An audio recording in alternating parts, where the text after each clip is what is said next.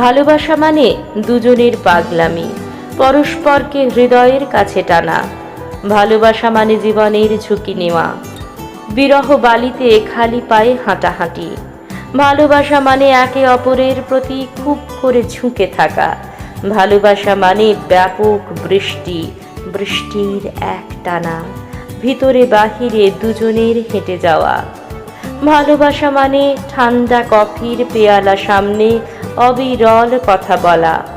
ভালোবাসা মানে শেষ হয়ে যাওয়া কথার পরেও মুখোমুখি বসে থাকা।